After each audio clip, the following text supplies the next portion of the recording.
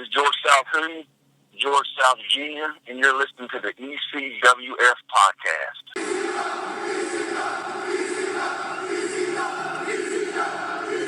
Get the F out. All right, we're going to episode number 27 of the ECWF podcast. We will not get the F out. We put the F back in. I'm your host, Sean Bicking, and I was joined on this episode by a very special co-host, my son, Austin Bicking, from the Honda Civic Studio in the Electric City, Scranton, Pennsylvania. And before we get to this week's guest, I wanted to plug my upcoming event. Well, it's not mine, but it is an event I will be kind of working at. It's going to be June 25th in Brooklyn, New York for Legendary Action Wrestling. It features Brooklyn Brawler's first event after being with the WWE for over 32 years. Plus, Mr. USA, Tony Atlas, Frankie Flo, Junior Flo, and much more are going to be in action. Plus, like I said, yours truly will be making his ring announcing debut. So if you're in and around the Brooklyn area for June 25th, if you're in around that area, please come out. You're going to have a great time. It's going to be a great event. And the general admission tickets start at just $10, and ringside's only $15. It's going to be at the St. Athanasius School, I hope I said that right, at 6120 Bay Parkway in Brooklyn, New York. So, this episode's guest was George South Jr., and you should know the name George South. Well, this is his son. And we talked everything from Ninja Turtles to obviously growing up in the business around his dad. His dad was enhancement talent. I hate the word jobber. Back in the day, he worked Ric Flair a whole bunch. He worked WCW. He worked WWF. So he has all kinds of stories about that stuff and what it was like wrestling his dad. Just a really good episode. Teaming with Ric Flair's son, his relationship he had with him a little bit. Playing football, Road Warriors are a big influence on his life. We talk a little bit about that. He has a tattoo of Hawk in remembrance of him.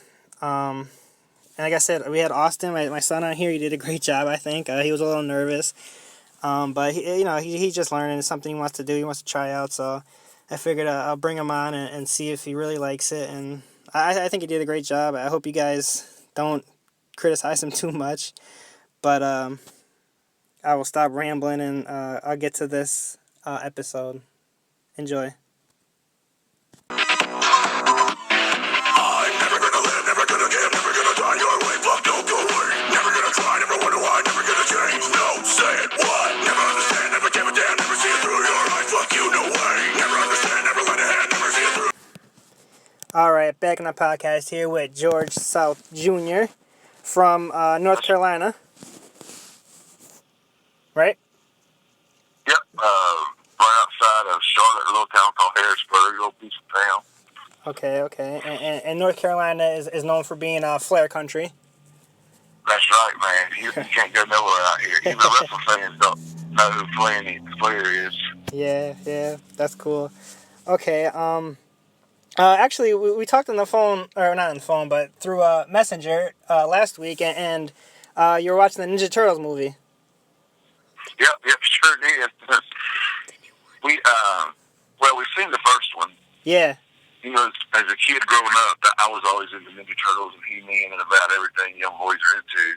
And so took my son to see the first one, whenever it came out a couple of years back. And he just fell in love with it. So he's been excited for this one.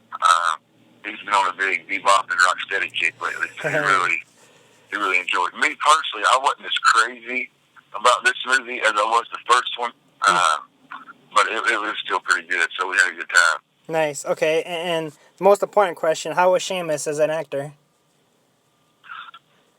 Go ahead, you started breaking up. Repeat yourself. How was Sheamus as an actor? Yeah, he was great. You always, I don't want to ruin it for anybody, but you only see Sheamus a few times. But, he was great. He played his role really well. Now, they used his voice for Rocksteady, too. So, there's not too much acting involved in that. But, yeah, man, he did great. No more than half of it. Yeah. Okay. Kind of along those lines, is there any interest or hobbies outside of wrestling? I got a family. So I got a 5-year-old. So he just finished up with his first season of baseball. So that took up a lot of weeknights and weekends for games and practices. But I definitely like working out. I like to try to stay in the gym as much as I can. Not so much for wrestling, just to try to stay as healthy as I can. So I can wrestle, as long as I want to.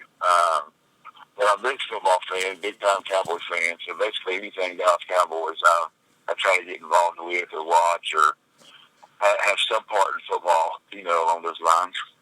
All right, wait a minute. You just said you're a Cowboys fan? Yeah, man, dude, my son's name's Dallas. Oh, man. We might have to stop being friends, bud. I get that a lot. I'm losing a lot of friends. Well, we're Giants fans here, so.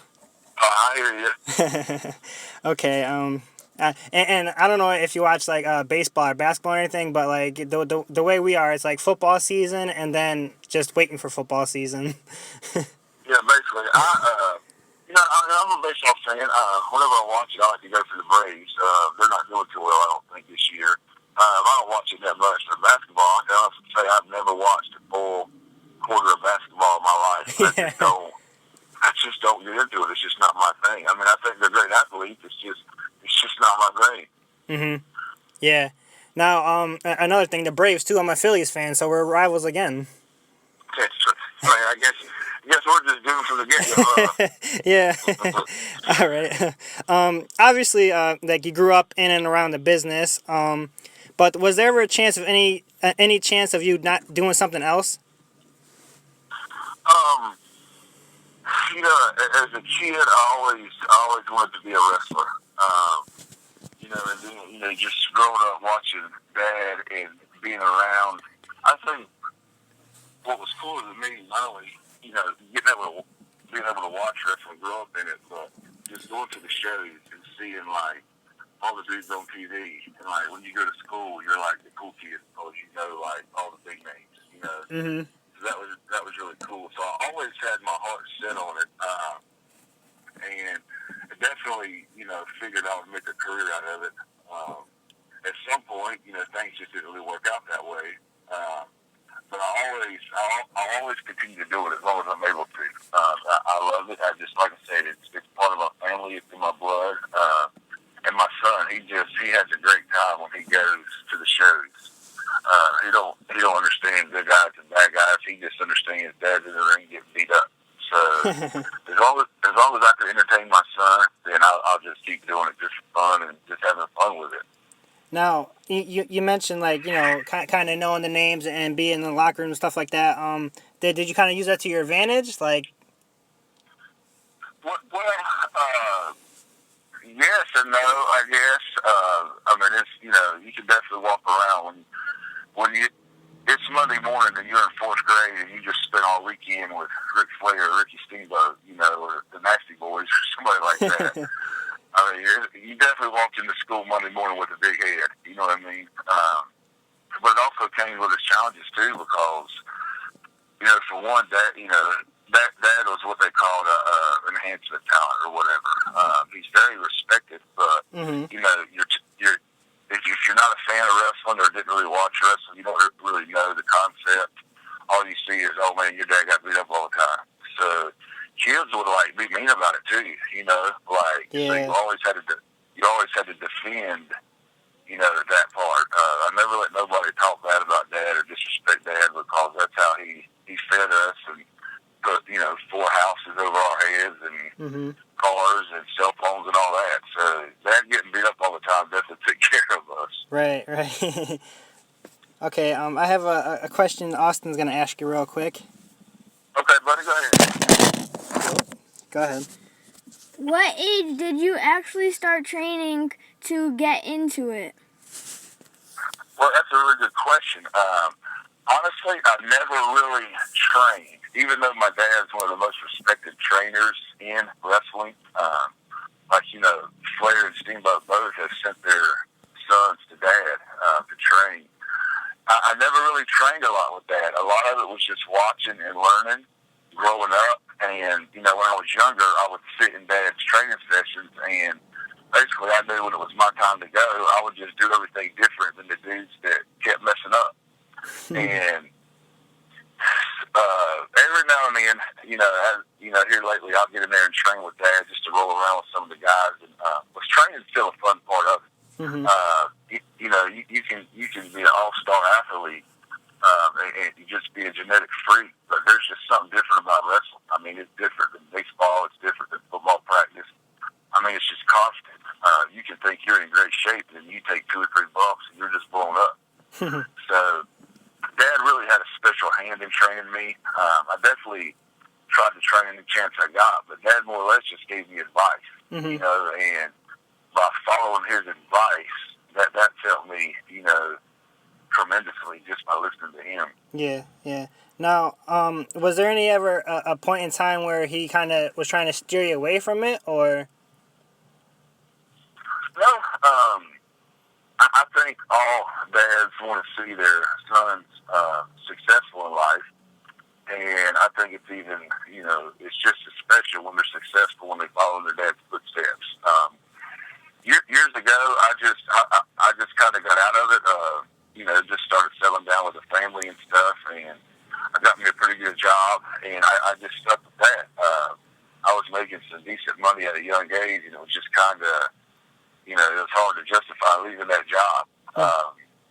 So Dad never really tried to steer me away, but he always, because I'm 31 years old and he's still Dad. So even when I go to a show or I do this, I mean, he calls and checks on me.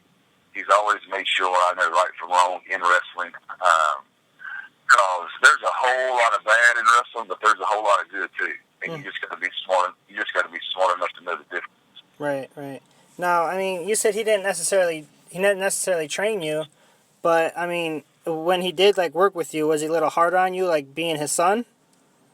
Oh yeah. See, I've caught a lot of flack over the years because everybody thought, oh well, that's you're George's son. You don't have to do this. You don't have to do that. Dad was especially hard on me more than any of the other students because I'm his son. I had his last name. So anything I did, good or bad, reflected on him. So, if I were to mess up or something, he would, that reflected on him. Yeah. So I always try to do my best. But me and Dad's had a few one-on-one sessions behind closed doors where there was just a lot of stretching, a lot of mat wrestling, a lot of fighting, just father-son rivalry. But Scotty McKeever was one of his main guys back in the day. My first match, I was 15 years old when I had my first professional match. Wow. And probably for the first 2 years of my career, 3 or 4 days a week, I wrestled this guy, Scotty McKeever. And Scotty is one of the best. And he's still around today. And he just, that was my training, because Dad trained Scotty when Scotty was young, and Scotty basically trained me. So, that's how I got a lot of that. Yeah. Just from learning. Okay. Ever any other names or characters that I've used? Yeah. When I was younger, I thought it was cool to use the name Hardcore Kid. I don't know why. It sounds like the most outlawish name. But when I was younger, that's what I would use. And I would spell instead of a C, I would use a K in the core to be Hardcore Kid. Okay. And I was actually at a show in West Virginia, and it wasn't even Dad. It was another promoter, and he came up to me, and he was filling out, the sheet for my height and weight and all that, and hometown and stuff. And he wrote it out, and he said, "That just don't look right." He said, "You're a South. You need to be George South Jr." And ever since then, I've been George South Jr. For a while there, I went under hot stuff George South Jr. because I loved Eddie Gilbert. I was a big Eddie Gilbert fan. Yeah, it's a good one. So I've kind of just got away from that now. I just plain and simple George South Jr. I feel like just that Southwest name just makes the point, makes the statement. Right. Now, okay, how different is your character from your everyday self? Honestly, I try to be. I think my wife will tell you I have a hard time separating the two because when it's time to wrestle, I mean, it's not a game to me. It's fun, but it's something that I respect and I take very seriously. So when you go to these shows, and you can tell these dudes walk in with their big egos. They've never been trained. They barely have any gear, but you know, they've got 400 fans in the crowd, full of friends and family and wives and their own children, and they just want to show off in front of their family. And that just doesn't sit well with me. So I try to be as serious in the ring as I am in real life. Like, I mean, I'm fun, easy going. I like to have a good time, but I try to be straightforward, you know, not necessarily a character, but just be myself. Right. You know, I mean, I don't have a problem speaking my mind. I probably shouldn't most of the time. But if I don't like something and something's not going right with the show, I'm definitely going to speak my mind and, you know, say how I feel. But that's no different than real life. I mean, if I don't like something, I'm going to tell you what I think about it. You know, what you do with that info is up to you. But I'm definitely going to give you my opinion about it. Right. Okay. You said, you mentioned, like, starting training at 15, but you debuted in, like, 99, right? It was actually 2000. Okay. Was when it was March of 2000.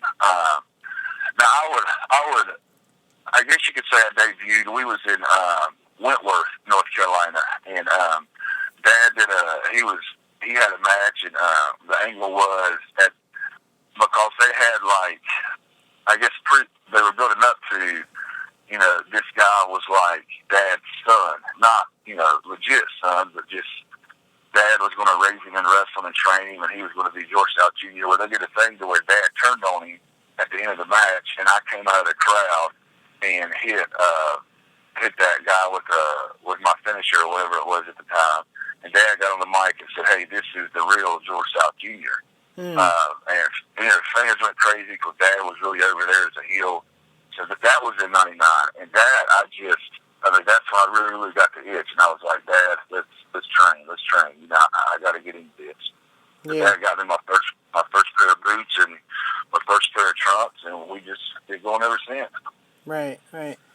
Okay. You mentioned earlier, you know, obviously, like, everybody knows who your dad is. They should.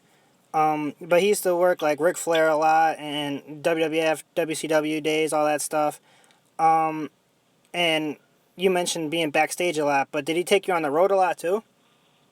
Oh yeah, that you know, I had to get backstage somehow. You know, yeah. So that was some of the best times. Even as a young kid, I mean, I've got more miles under my belt before I ever started wrestling, just as a kid, than a lot of wrestlers got, you know, out just wrestling. But I wanted to, you know. I actually enjoyed living out of hotels and living on the road. There's just something about it. And I'm the oldest of 5 kids, and so Dad didn't have a lot of one-on-one time to give out to each one of us. Mm-hmm. So being on the road was a good way to get Dad one-on-one and just kind of be around the boys. And Dad's always had a good group of guys to be around. So if Dad's going to take you on a road trip, then that means he likes you. So I always had a good, you know, upbringing with the guys that we got with. But any chance I got, I went with Dad. I remember he would pick me up from school on Friday, and we would just stay on the road till Sunday, and I'd try to go to school Monday morning. Sometimes I'd come right in early Monday morning for the road with Dad and go straight to elementary school or middle school that Monday morning with no sleep. Nice. But I didn't care because, you know, I enjoyed it. Sleep was just not an option back then. Yeah. So, what was Mom ever, like, kind of like, hey, like, that's enough, or, like, just let you go no matter what? Well, I think any wrestler can, you know, I think I can speak for most any of them when they say their wives or moms are kind of apprehensive about them getting into wrestling or being in wrestling. And it's sad, but they just hear the horror stories, you know, yeah. And they, just like media, you know, nobody puts out the good in anything. Everybody puts out the bad. Mm-hmm. So there were some times, luckily, I've never got hurt. I've never had to come home and, you know, tell Mom that this has happened. Right. So, I mean, so she was hesitant about it, but she knew I enjoyed it. And, I mean, she knew I had a good example to be around. Right. always worried because she's, at the end of the day, she's still mom. But mom worries about everything. Not just Of course. not just wrestle. That's just how mamas are. Yeah. Yeah, she's always she's come to a few matches before, and she's been also supportive. So it's worked out. Oh, okay. Wrestled Dad plenty of times, so you bring it a little extra when working with him? Yeah, I always want to. The last year, there's a pretty big company here in the Carolinas called AML, and they wanted to use me and Dad in an angle, and I'm trying to think, I kind of wrestled Dad's guys, like his group of guys. They were called the George South guys. I wrestled them the first little bit, and that was supposed to lead up to me and Dad. And that was the last time me and Dad have wrestled. So it's been about a year. But I remember right before going out to the curtain. I mean, it's always like special because it's like me and Dad. You know what I mean? Mm-hmm. It's like if I was a brick mason and my dad was a brick mason, and I was going to build my house because of what my dad taught me, I would want to make my house look good and say, "Look, Dad, this is because of you." You know what I mean? Yeah. And right before we went out to the curtain, I walked up to him real close, and I looked at him. I said, "Dad, I'm going to bring it." And I said, and he was like, "Oh, son, easy on your daddy. Your dad's getting old." We just kind of laughed. But I told him, like, I'm going to bring it. You know what I mean? Because I'm not old yet, so I'm going to see what you're made of. Mm-hmm. Okay. Was there ever any worry about being cast as, like, just a wrestler's son or being, like, under his shadow, so to speak? I definitely think that's always a major concern. I've always, from hanging out with David Slayer back in the day, I think that was his biggest thing is he don't want to be remembered as Ric Flair's son. He wants to make his own name. Mm-hmm. And I got news for you, being a second, third generation wrestler, whatever you are, you're never going to totally, fully get out from underneath that name. I mean, it's your name. Your dad was there first. It is what it is. Now, it's up to you to make that your own. Now, I still have people come to me after every match and say, "You look just like your dad. You act just like your dad." Well, I can't help it. Yeah. You know what I mean? I've been his son for 30 years. I've got his mannerisms down pat. I mean, it just happens. But I think there's definitely a point in time where you would like to be, George South Jr. I was doing a show a couple years back, and I wrestled Ivan Koloff in a Russian chain match. And the whole gimmick was, back in the day, Ivan did like a chain demonstration on Dad, and he turned on Dad and beat Dad up with the chain. Mm-hmm. So I was coming to get revenge on Ivan. So after the interview, I said, there's something along the lines like, "Ivan, after the match is over, you're going to realize you weren't in the ring with George South who, you were in the ring with George South Jr." And that's kind of like the turning point where I started to step out on my own, take some of my own bookings and go a different direction. And I didn't think nothing of it. That slogan just kind of came to me as I was talking in front of the crowd. And I actually had a lot of people come up to me and say, "Man, that's cool. That's the coolest thing I've ever heard. That was a good way to go about it." And I just kind of ran with it. So I think that was kind of the turning point where I just like, it's time to just kind of do my own thing and go my own way to make a little name for myself too. You know? Right. Well, now, was there ever any criticism of people saying, like, you're just getting by in your dad's name? Oh yeah. I mean, I've heard that my whole life. You know what I mean? Yeah. And what I used to try to tell people is, like, if I was going to get by on somebody's name, I would call myself like George Hogan or something. You know what I'm saying? Yeah. I mean, but it's my father's name. Now, I'd be the first to admit it has definitely helped me get bookings, but a lot of that too is my attitude, how I carry myself. I mean, I go to these shows and it's pretty crazy the way these wrestlers think and act. So I've always tried to be different. So, yeah, I may get booked because I'm George South's son, but even if I just got booked off his name, that would only last so long. You know what I'm saying? Yeah. If I didn't have the reputation of being respectful or taking care care of the guy I'm going to work for or work with.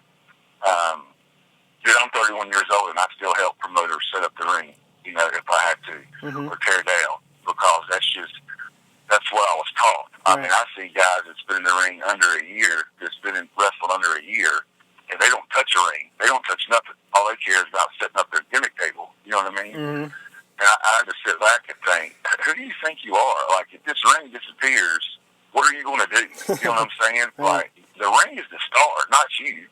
Without a ring, none of us do what we do. So, of course I get booked, because I'm George South's son, but I think I've been doing it long enough to earn the reputation to where I'm at least halfway decent. I know what I'm doing. And we just, I just go from there. Right. So basically, like, your dad's name might get your foot in the door, but your work is what's going to get you to get asked back. Yeah, exactly. It's like, if I got to use my dad's name to get on the show, then great. But when I get to that show, you're going to realize, I'm not totally my dad. Of course, I know how to work. I guess people say that old school style, but, back in the day when I was training, when I was a little bit, leaner, I started teaching myself to do all those kind of flips and stuff like that, because I wanted to be able to do all kinds of stuff. You know what I mean? Mm-hmm. It's like, I was reading a story on Facebook the other day that talked about, I think it was the Steelers, where their linebacker outran their wide receiver in the foot race. You know what I mean? And I think it's cool because it's a linebacker who's not known for speed, but he can do more. Right. So, you know what I mean? So it's like, I figured the more I could do, the more I would attract people to my name. Yeah. So, I used my dad's name to get in the door, but once I was there, I mean, it was me. It wasn't dad. You know what I mean? You got to cut it off somehow. Now, you mentioned, like, it's still setting up the ring and tearing down the ring, and that's not, like, above you, so to say. But that comes down to, like you said, old school, like, respect mentality. How important is that? I mean, I think that's most important. I mean, like, number one, anytime I go to a show where there's a name on, like last night, I just wrestled a show and Ivan Koloff was there. Mm-hmm. And the first thing I did was go right up to him and shake his hand, because he's the reason I'm there. You know what I'm saying? Those guys are the reason we are where we are today. It may be a totally different type of wrestling, a totally different style of wrestling nowadays, but at the end of the day, wrestling comes from those guys. So I think respect is something that's lacking a lot in this business. Yeah. But the more you show, I think the more you get back. It was actually really cool because I went up to Ivan, told him just thank you for everything and did my part and showed respect to him. And as I was leaving, a younger guy came up to me and shook my hand and told him how much he respected me and what I've done. And it was kind of like, it was really cool, but it was kind of weird because it's like, I'm only 31, you know what I mean?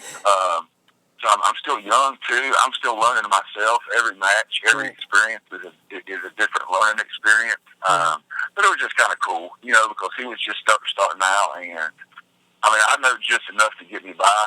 So, but it goes back down to the respect thing. Mm-hmm. I believe if you respect people who deserve to be respected, I believe it gets shown back to you in some way.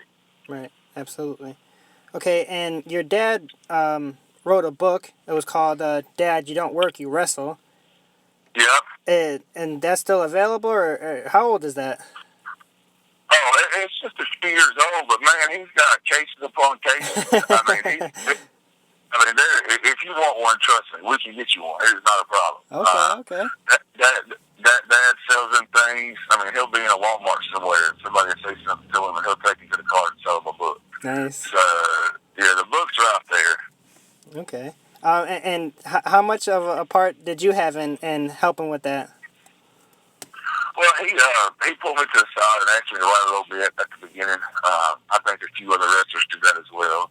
So I just put some things that were kind of in there special to me. But if you know anything about my dad, he loves his kids and his grandkids. So a lot of it is about Dad's wrestling life, but I think a lot of it is about his personal life too, where he basically just talks about his kids. And we all got a little section in there to where he just writes a little something to us. Mm-hmm. So it's cool.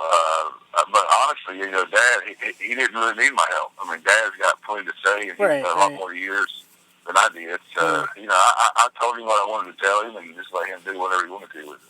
Where did the title come from?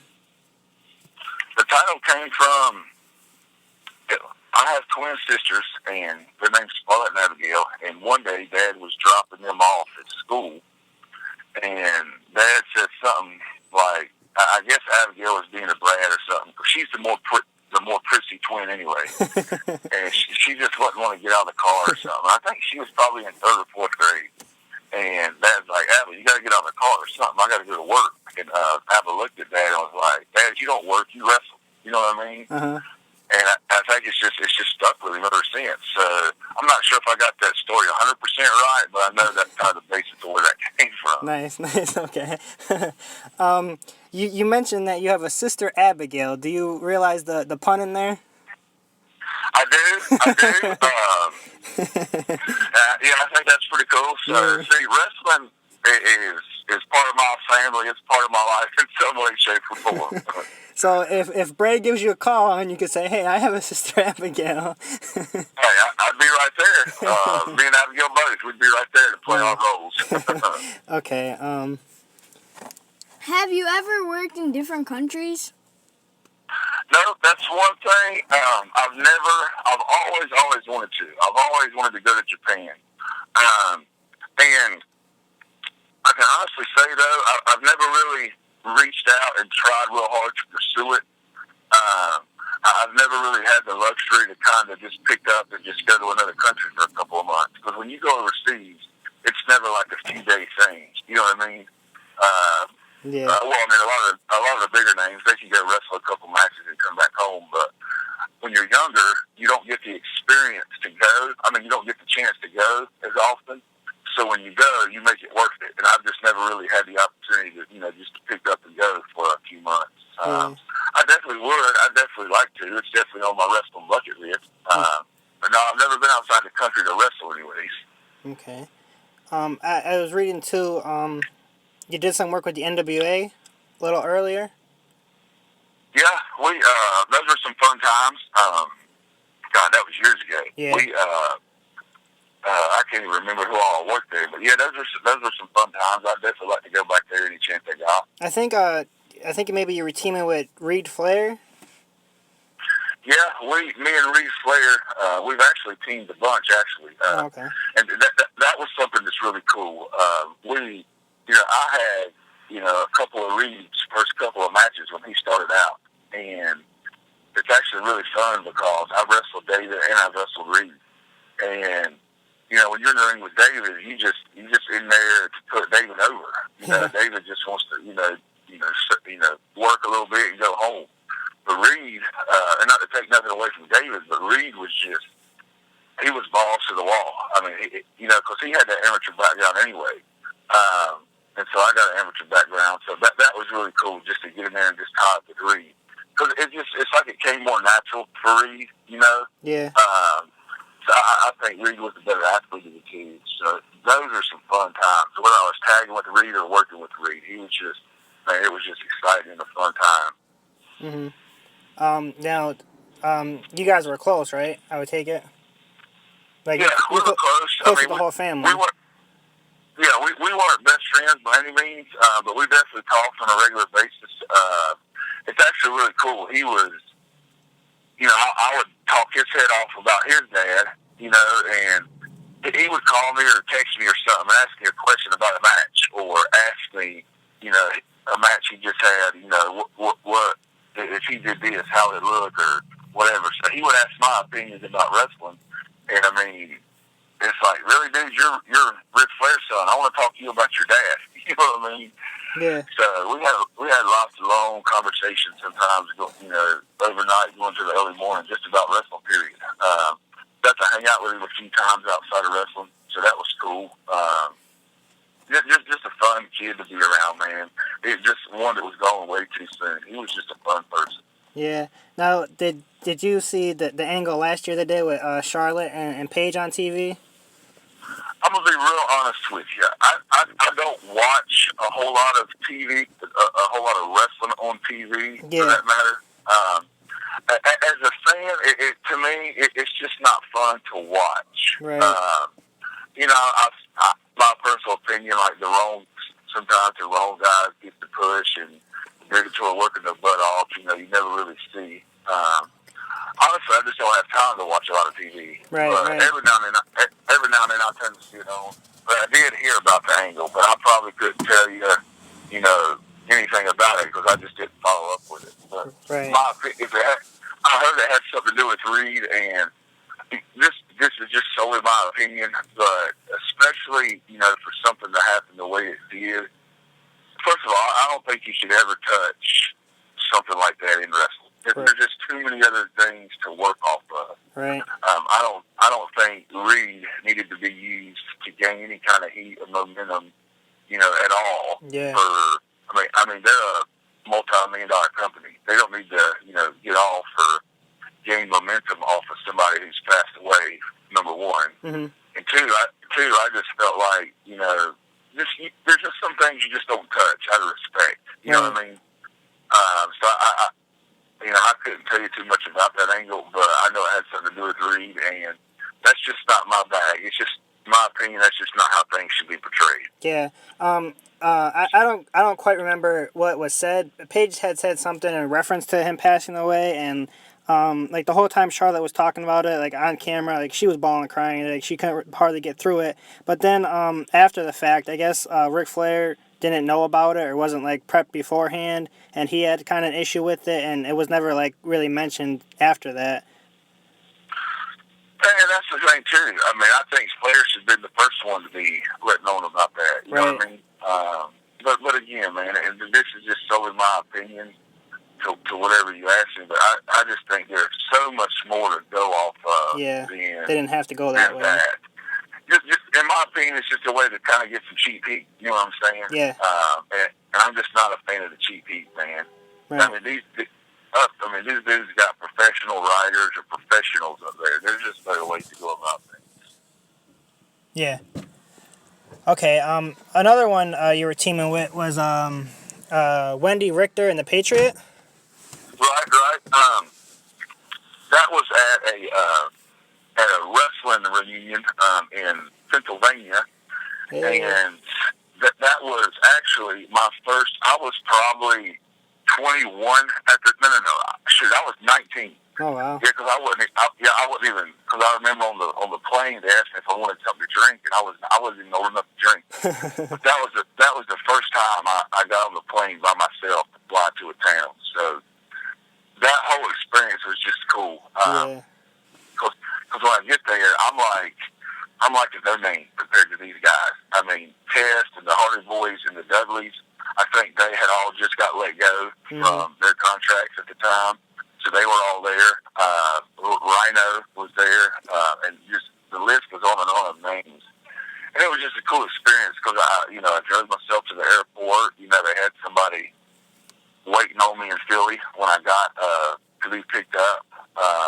So it was just a cool experience. And when I got there, they told me that I was rooming that night with Gary Royal, who was one of my dad's dear friends and tag team partners. So that was really, really cool. Yeah. You know what I'm saying? Uh-huh. Just to be able to room with Gary, and we worked Gary in that match, and it was kind of like just, you know, a good memory for me because of how many years Dad and Gary spent on the road together, and I got to kind of just pick Gary's brain about how Dad was back in the day and stuff. Yeah. So he was ready to get some sleep and go to bed, but I always wanted to hear stories about Dad. Yeah. Okay. Another one I saw, one of your pictures, you met The Rock at 15? Yep, I did. We, Dad took us to WWE one time. It was WWF back in the day.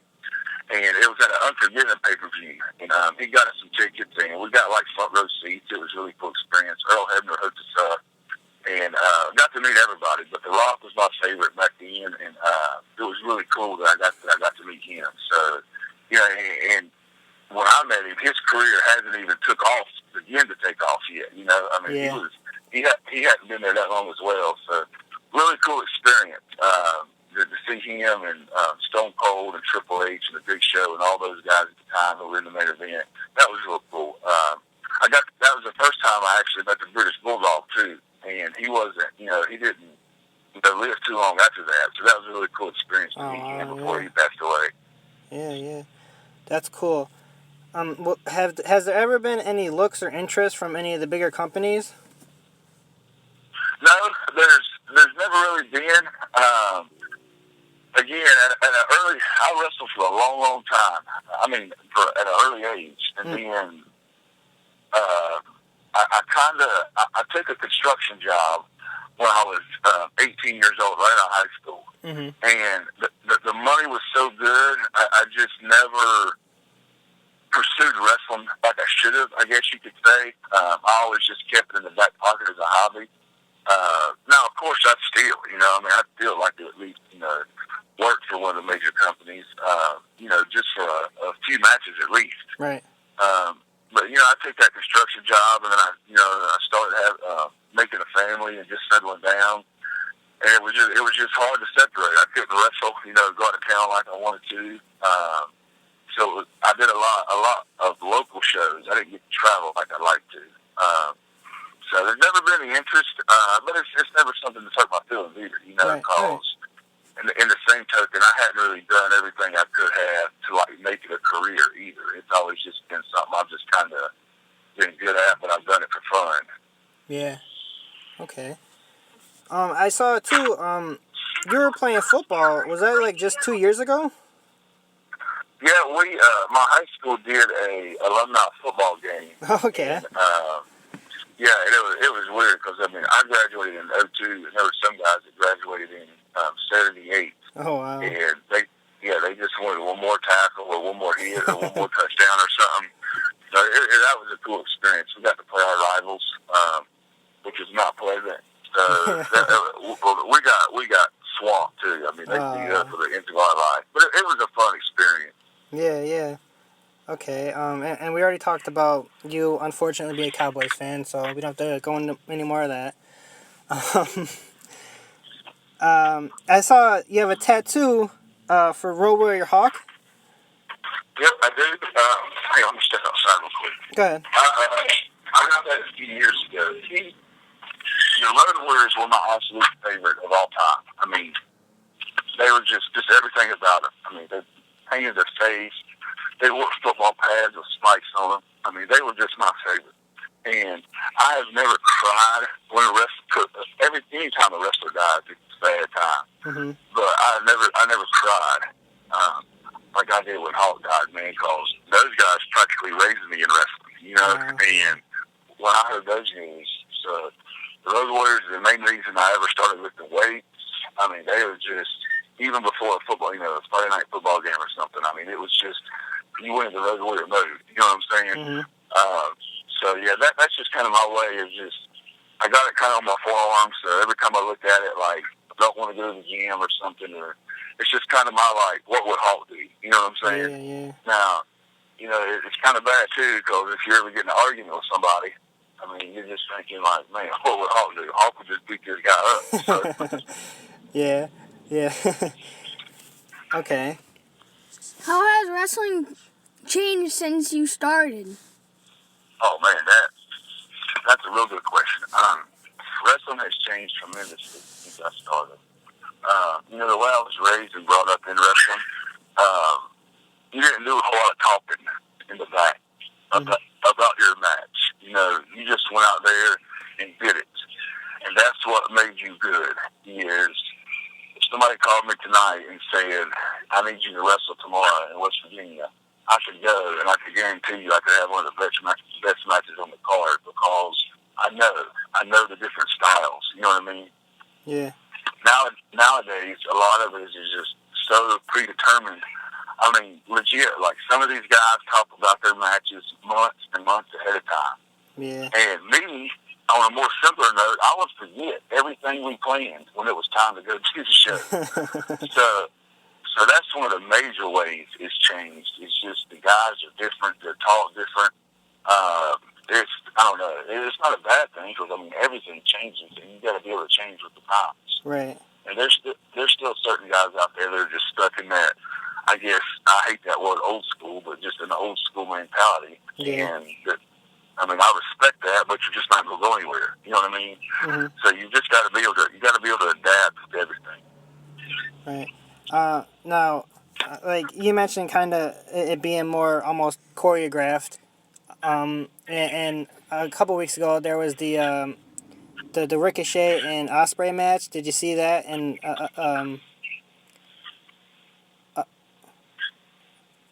you there? I did. Yeah, I'm here. Okay. I've seen it, and in my opinion, there wasn't one thing wrong with it. I mean, because those guys showed their athletic ability.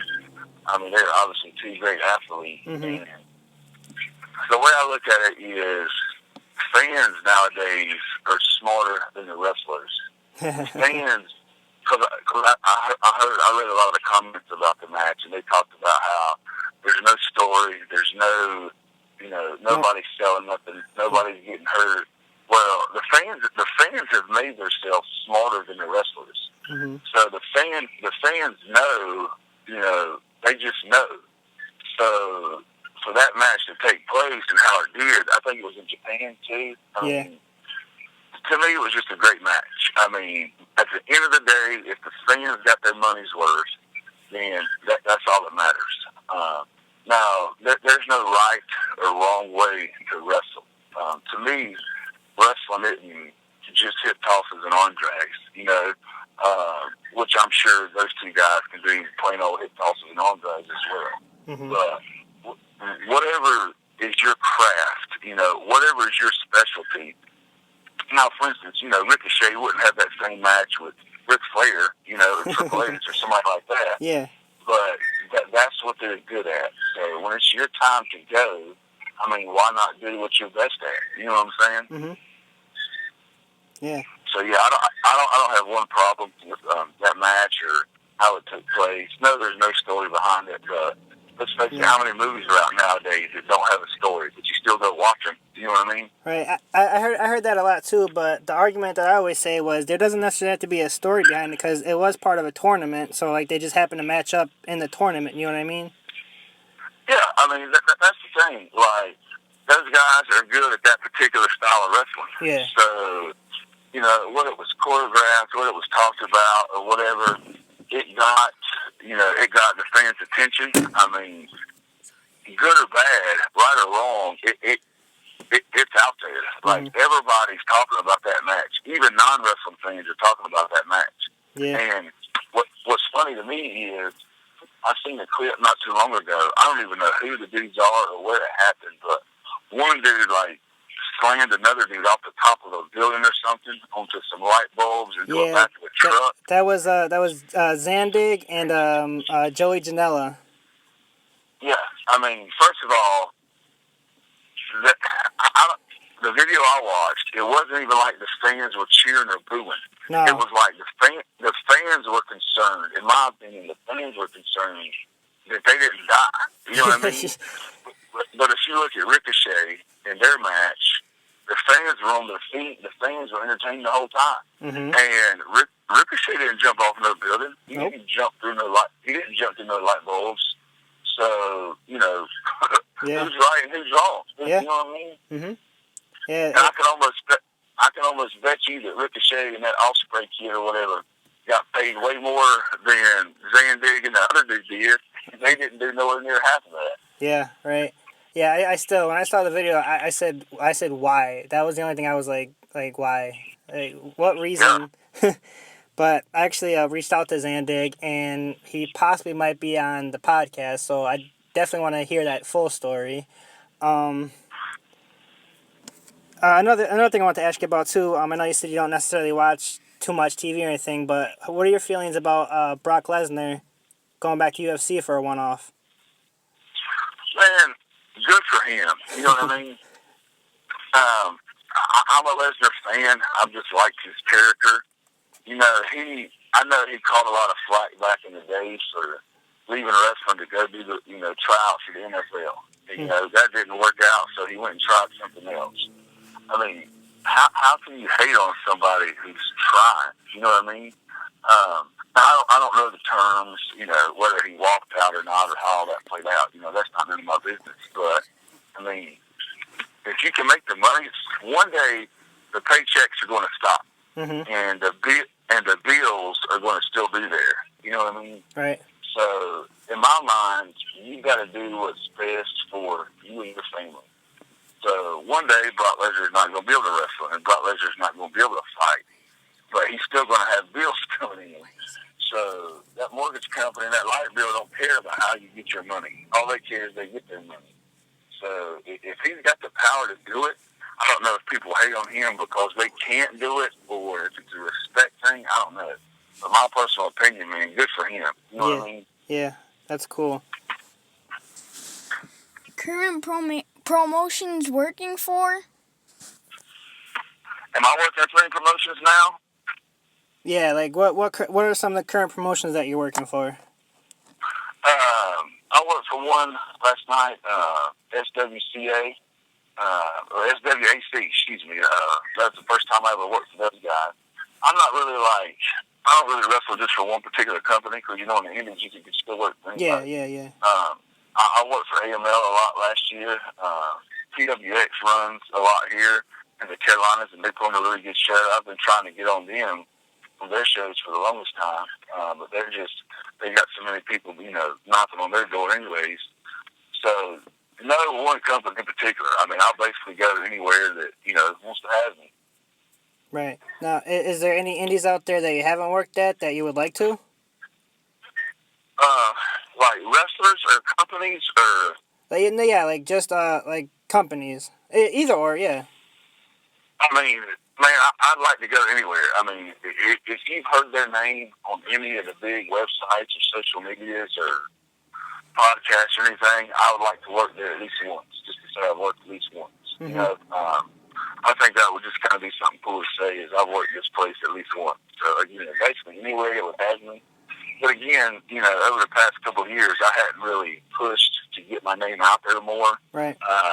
Because I'm just content with, doing things around home. And like I said, I got a good job. So I wrestle a lot local now because my son just enjoys seeing me go. But any chance I got to go, to one of the bigger companies, I definitely wouldn't waste it. Okay.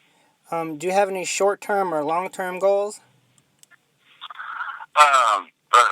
Well, one of the long-term goals, I got right before he passed away, I got the tag with Hawk.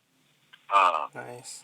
We wrestled my dad and this other guy, and it was kind of cool. Like, we did a little 10-minute tag match, and at the end of the match, they were going to put Hawk through a table, but I was going to, take the place for Hawk just because I respected him, and, he's a legend, yada, yada. So it was going to be like an honor for me to take the beating for him, to take his place. So I haven't got Hawk to sign a piece of the table. But now I just want to tag. Animal doesn't wrestle anymore, but I'd like to at least have Animal manage me.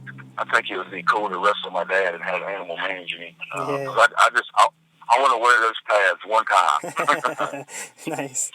Okay. But like long-term goals, Chris Jericho is somebody I've always wanted to work with. Just something about him. I mean, in my mind, he's one of the greatest. Working with somebody like him would be really cool. I know Cody Rhodes has recently taken some more bookings, so I think it would be cool because, Dad got to work Dusty back in the day, so I think Cody Rhodes would be fun to work with. Two of Dad's guys in particular, Caleb and Cedric. I've wrestled Cedric a few times. I've wrestled Caleb a few times, but I'd like to get involved with, a storyline with those guys, just to have a couple of matches, just back-to-back, and just, be able to go up there and just work with those guys. Because in my opinion, they're two of the best out there right now. Right, yeah, definitely. You kind of already answered it a little bit, maybe, but if you could pick anybody dead or alive for a dream opponent. Eddie Guerrero, that would be my dream matchup. That's a good one. Yeah, Hulk was just a brawler, Yeah. If I wrestled with Hulk, which me and one of my buddies, Jason King, we did get to wrestle the Road Warriors. right when the Road Warriors turned their life over to Christ, this church brought them in. And so me and my buddy Jason got to wrestle we wrestled the Road Warriors 3 times on the Sunday. We wrestled them at like 9 o'clock in the morning, and then at 3 in the afternoon, and then at 6 o'clock at night that one Sunday. So that was cool, but that's just like a brawling match. If I really wanted to have a wrestling match, it'd be Eddie Guerrero. He's always been a string of dads, and his in-ring ability. Benoit would be up there too, but Eddie Guerrero was just so smooth and laid back. He would be my number one dream match. Nice. Okay. And obviously, the Road Warriors were a huge influence on you. What do you think about past couple years recently? How they had the Ascension, maybe kind of comparing themselves to them. Again, that goes back to that cheap heat thing. Yeah. I don't know the Ascension guys on a personal level. I'm sure they're decent guys. And the sad thing is, I'm sure they're put in a tough spot because they're just being told what to do. You know what I mean? Yeah. I'm sure it wasn't their idea to go out there and say, hey, I want to mock the Road Warriors, or hey, I want to compare myself to the Road Warriors. Right. But when it's your time to shine and you're being told what to do, what would you do in that situation? You know what I mean? Yeah, exactly. So it's a tough spot. They got families to feed, and they got to take care of themselves.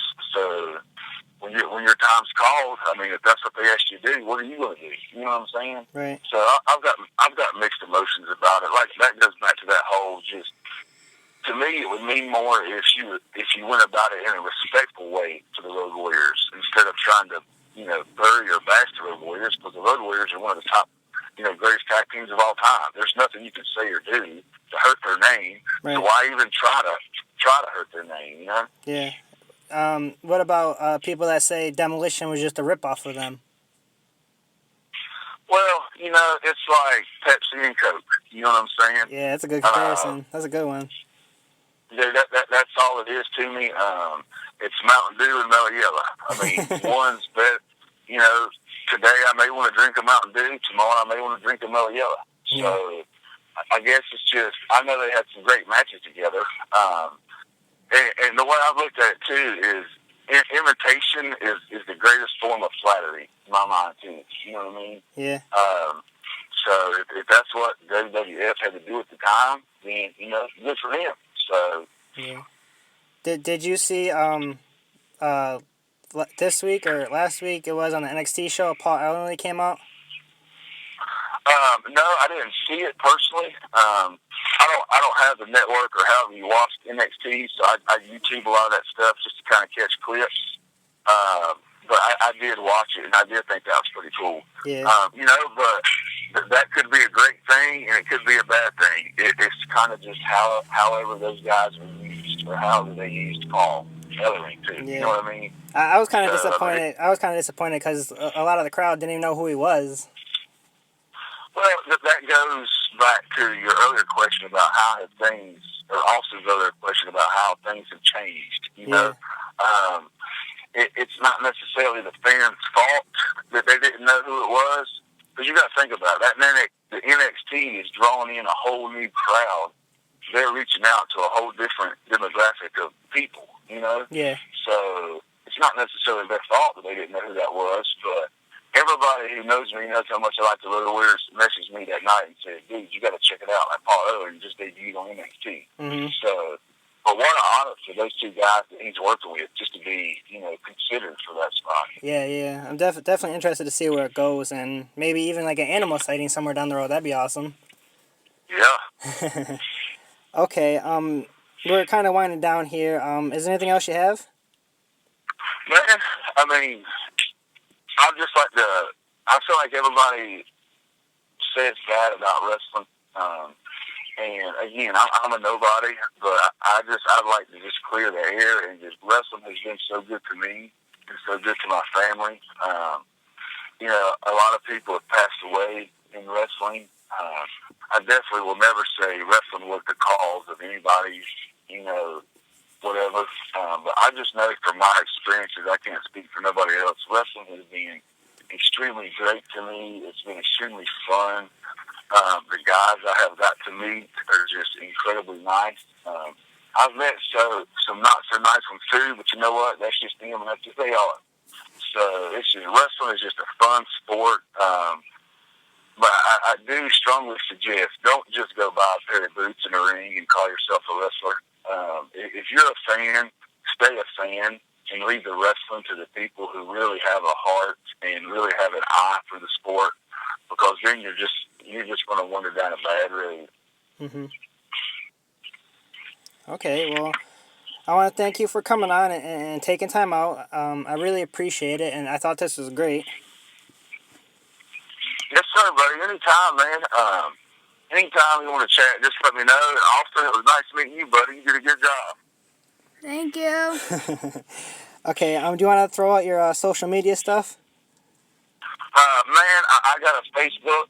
I don't even know how. I guess you just look up George Shaw Jr. I don't mess around with Twitter or Instagram or none of that other stuff. It's just too complicated. And really, the only reason I got a Facebook is just to keep up with a couple buddies from high school and, family that you don't get to see all the time, can see pics of the kids. And I just put, a lot of times, nowadays, that's the only way promoters will reach out to you is on Facebook. So all I got is Facebook. You can look me up, George Shaw Jr. But yeah, man, other than that, man, it's good. Okay. Well, thank you again. Yes, sir, buddy. All right, that was our conversation with George South Jr. Like I said, Austin, he did a great job. I really liked that. I enjoyed that. I hope he does it more with me. I hope he liked it. He said he liked it. And George South Jr. also appreciated him, which I like that. So he said, like you said, he's not doing it as much as he did in the past. So still go out and look him up and check him out in the North Carolina area. And you really be meeting a great guy. From everything I could tell, he was really down to earth and real. One of those just real people, and I enjoyed that one. So, like I said, I'm going to June 25th, Brooklyn, New York, Legendary Action Wrestling. Yours truly will be making his ring announcing debut. So come out and check that out. Hopefully I don't screw up too bad, and super nervous about that, but I think it's going to go great. Brooklyn Brawler will be there. His first event after being with the WWE for 32 years. I mentioned Mr. USA Tony Atlas will be there. Frankie Flo, the Legendary Action Wrestling Heavyweight Champion, will be in action, putting his belt on the line. The Legendary Action Wrestling Tag Team Championships will be on the line. Frankie Flo, like I said, Junior Flo, bunch more matches lined up. It's going to be a great night, great event, and tickets just start at $10, and ringside is only $15. How could you beat that? Like I said, it's going to be great. You guys should definitely come out if you're in the New York, Brooklyn area, June 25th, 6120 Bay Parkway in Brooklyn, New York, St. Athasis. Hope I said that right again. School. So, hope to see you guys there. And I'm going to get out here on my plugs, Facebook group page, Electric City Wrestling Fans. Please check it out. Join the group. Add as many of your friends, all your friends. Tell all your friends about it. Add them in. And most importantly, iTunes, Electric City Wrestling Fans. Subscribe, like, rate, review. Tell all your friends about the podcast. Make them subscribe. And just pass the word along. Help me out. Keep this thing going. I will catch you guys on the next one. Peaces. I don't know why I said that. I'm sorry. Bye.